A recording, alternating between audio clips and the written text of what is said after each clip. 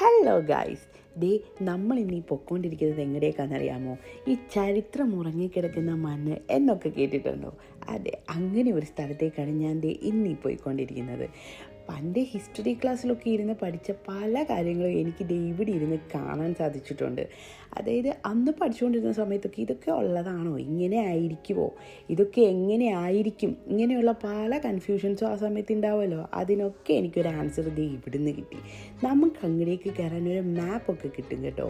ഇതെന്ത് സംഭവം എന്ന് വെച്ചാൽ, AD 79-ാം നൂറ്റാണ്ടിൽ വെസൂവിയസ് എന്ന് പറയുന്ന ഒരു അഗ്നിപർവ്വതം പൊട്ടി മുഴുവൻ ചാരത്തിൻ്റെ അടിയിലായ ഒരു നഗരം. അത് പിന്നീട് AD 16-ാം നൂറ്റാണ്ടിൽ എക്സ്കവേറ്റ് ചെയ്ത് അവിടുന്ന് ലഭിച്ച ഓരോ സാധനങ്ങളും പ്രിസർവ് ചെയ്ത് സൂക്ഷിച്ച് ഒരു മ്യൂസിയം പോലെ ആക്കി വെച്ചിരിക്കുന്ന ഒരു സ്ഥലമാണിത്. ഇവനാണ് നമ്മുടെ കഥയിലെ വില്ലൻ. ഇതാണ് മൗണ്ട് വെസൂവിയസ് എന്ന് പറയുന്ന ഒരു അഗ്നിപർവ്വതം. ഇത് പൊട്ടിയാണ് ആ നഗരം മൊത്തത്തിൽ ചാരത്തിൻ്റെ അടിയിലായത്. ഇവിടുന്ന് ധാരാളം സ്കെൽറ്റൻസും അതുപോലെ ഇവരുടെ കൾച്ചറൽ, സോഷ്യൽ, പൊളിറ്റിക്കൽ ലൈഫൊക്കെ എങ്ങനെയായിരുന്നു എന്ന് കാണിക്കുന്ന രീതിയിലുള്ള ഒരുപാട് തെളിവുകളൊക്കെ ഇവിടെ നിന്ന് ലഭിച്ചിട്ടുണ്ട്. ഇതൊക്കെ ഈ സ്കെൽറ്റൻസൊക്കെ ഇവർ പ്രിസർവ് ചെയ്ത് സൂക്ഷിക്കുന്നതാണ് ഈ കാണുന്നത്. ഇതൊക്കെ എങ്ങനെയായിരുന്നു കിടന്നിരുന്നത് ആ ഒരു രീതിക്ക് തന്നെ ഇവർ പ്രിസർവ് ചെയ്ത് വെച്ചിരിക്കുകയാണ്. 300ഓളം സ്കെൽറ്റൻസ് കിട്ടി എന്നാണ് പറയപ്പെടുന്നത്. ഇവിടെ കൊച്ചുകുട്ടികളുടെ, ഗർഭിണികളുടെ, ഡോഗ്സിൻ്റെ, സ്ലേവ്സ്, അങ്ങനെയൊക്കെ മനസ്സിലാകാൻ പറ്റുന്ന രീതിയിലുള്ള കുറേ സ്കെൽറ്റൻസും കാര്യങ്ങളും ഒക്കെ ലഭിച്ചിട്ടുണ്ട്. അതുപോലെ ഒരു അച്ഛൻ്റെയും മകൻ്റെയും, മകൻ അച്ഛൻ്റെ മുകളിൽ കയറിയിരിക്കുന്ന മാതിരിയുള്ള കുറേ, ശരിക്കും നമ്മൾക്ക് അവിടെ നിൽക്കുമ്പോൾ ഭയങ്കരമായിട്ട് നമ്മൾക്കിതൊക്കെ കാണുമ്പോൾ ഭയങ്കരമായിട്ട് വിഷമം വരും. ഇതൊക്കെ പണ്ട് നടന്ന കാര്യങ്ങളാണെങ്കിലും ഇതൊരു ഡോഗിൻ്റെ സ്കെൽട്ടണാണ്. അത് പ്രിസർവ് ചെയ്ത് വെച്ചിരിക്കുന്നു. പിന്നീട് അവിടെ അവർ യൂസ് ചെയ്തു എന്ന് പറയപ്പെടുന്ന രീതിയിലുള്ള കുറച്ച് പാത്രങ്ങളും കാര്യങ്ങളും ഒക്കെയാണ് ഈ കാണുന്നത്.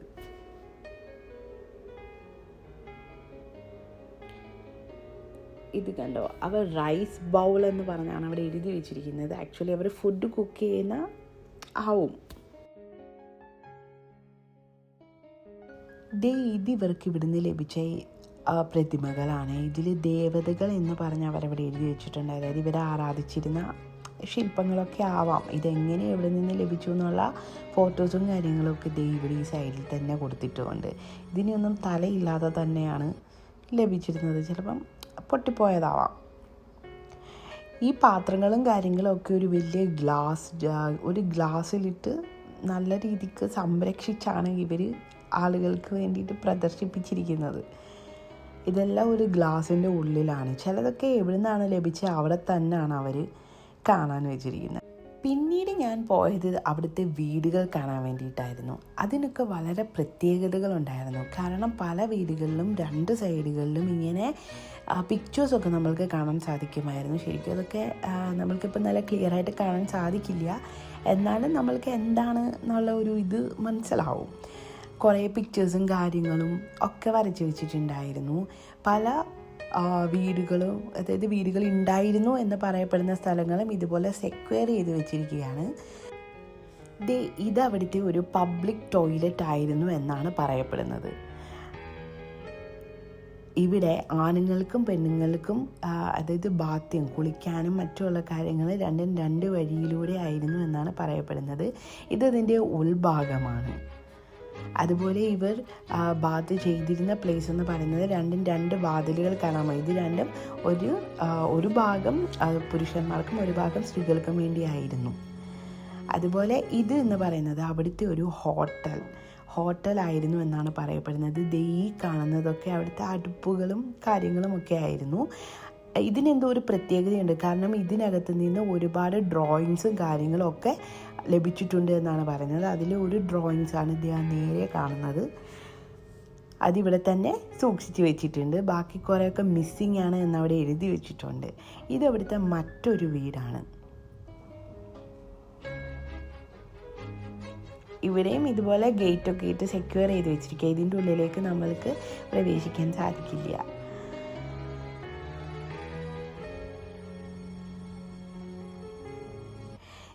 ഇവിടെ ഇതൊരു ഡോഗിനെ വളർത്തിയിരുന്ന ഹൗസാണ്, അതായത് ഹൗസാണ് എന്നാണ് പറയപ്പെടുന്നത്. കാരണം ഇവിടെ നിന്നാണ് മറ്റേ ചങ്ങലയിട്ട ഒരു ഡോഗിൻ്റെ സ്കെൽറ്റനൊക്കെ ഇവിടെ നിന്നാണ് ലഭിച്ചിരുന്നത്.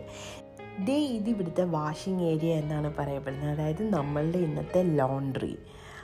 അതിൻ്റെ ഉള്ളിൽ തന്നെ വെള്ളം പോകാനും ഒക്കെയുള്ള ചെയ്തിട്ടുണ്ട്. ഇത് അവിടുന്ന് കണ്ടെത്തിയ കുറേ പിക്ചേഴ്സും കാര്യങ്ങളും ഒക്കെയാണ്, അതെല്ലാം അവിടെ സെക്യൂർ ചെയ്ത് വെച്ചിരിക്കുകയാണ്.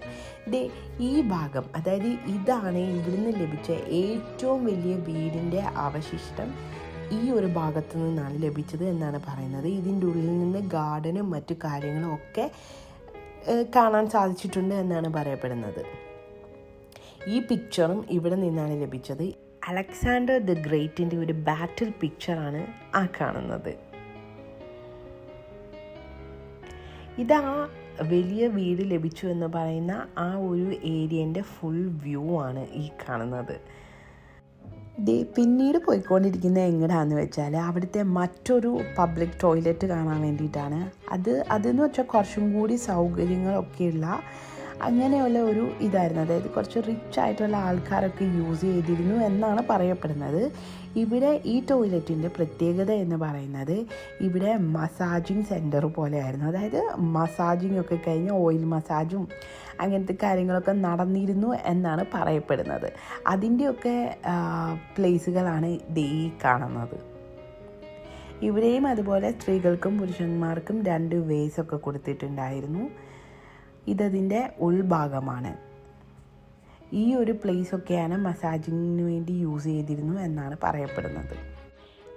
ഇതെന്ന് പറയുന്നത് അവിടുത്തെ ഒരു ബ്രോത്തലായിരുന്നു. ഇതിൻ്റെ കാര്യങ്ങളൊക്കെ എങ്ങനെയായിരുന്നു, ഇതിൻ്റെ ബെഡൊക്കെ എങ്ങനെയായിരുന്നു, അങ്ങനെയൊക്കെ കാണിക്കാൻ വേണ്ടിയിട്ടാണ് ഇതിനൊക്കെ ഇവർ റീക്രിയേറ്റ് ചെയ്തെടുത്തിരിക്കുന്നതാണ് ആക്ച്വലി.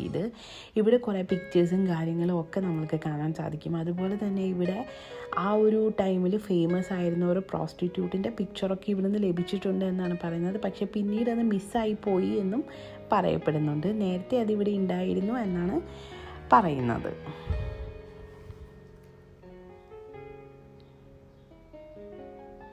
ഇവിടെ കുറേ പിക്ചേഴ്സും കാര്യങ്ങളും ഒക്കെ നമ്മൾക്ക് ഈ വോളിൽ കാണാൻ പറ്റും, പക്ഷേ അതൊക്കെ മങ്ങിയ രീതിയിലാണെന്ന് മാത്രം. പിന്നീട് ഇതാണ് ഇവിടുത്തെ മുനിസിപ്പൽ എന്ന് പറയുന്നത്. അങ്ങനെയുള്ള കുറച്ച് അവശിഷ്ടങ്ങളും കാര്യങ്ങളൊക്കെ ഈ ഒരു ഭാഗത്ത് നിന്നാണ് ലഭിച്ചത്. അതുപോലെ ഇതാണ് അവിടുത്തെ വലിയ ഒരു സെൻട്രൽ, അതായത് ആ ഒരു പ്രദേശത്തിൻ്റെ സെൻട്രൽ എന്ന് പറയുന്നത് ഈ ഒരു ഭാഗമാണ് എന്നാണ് പറയുന്നത്. കാരണം ഇവിടുത്തെ ഓരോരോ പ്രോഗ്രാംസ്, കൾച്ചറൽ ആണെങ്കിലും സോഷ്യൽ, അതുപോലെ പൊളിറ്റിക്സ്, അങ്ങനെയുള്ള പല കാര്യങ്ങളും നടന്നിരുന്നത് ഈ ഒരു ഭാഗത്ത് വെച്ചിട്ടാണ് എന്നാണ് പറയപ്പെടുന്നത്. അങ്ങനെയുള്ള പല തെളിവുകളും ഇവിടെ നിന്ന് ലഭിച്ചിട്ടുണ്ട്.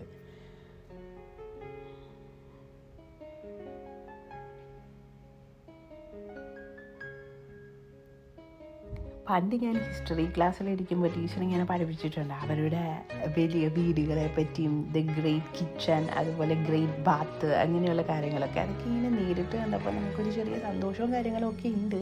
അപ്പോൾ ഗായ്സ്, ഈ സ്ഥലം എന്ന് പറയുന്നത് ഇറ്റലിയിലെ പൊമ്പായി എന്ന് പറയുന്ന സ്ഥലമാണ്.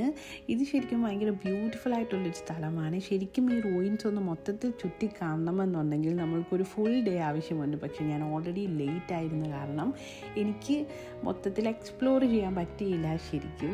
അതുകൊണ്ട് ഞാനിന്ന് വൈൻഡപ്പ് ചെയ്യാണ്. ഇന്നെൻ്റെ വീഡിയോ ഇത്രയേ ഉള്ളൂ ഗൈസ്. നിങ്ങൾക്ക് എൻ്റെ വീഡിയോ ഇഷ്ടപ്പെട്ടാൽ എൻ്റെ വീഡിയോ ലൈക്ക് ചെയ്യണം, എൻ്റെ ചാനലും കൂടെ ഒന്ന് സബ്സ്ക്രൈബ് ചെയ്യണേ. അപ്പോൾ അത്രയേ ഉള്ളൂ. Tata, bye bye.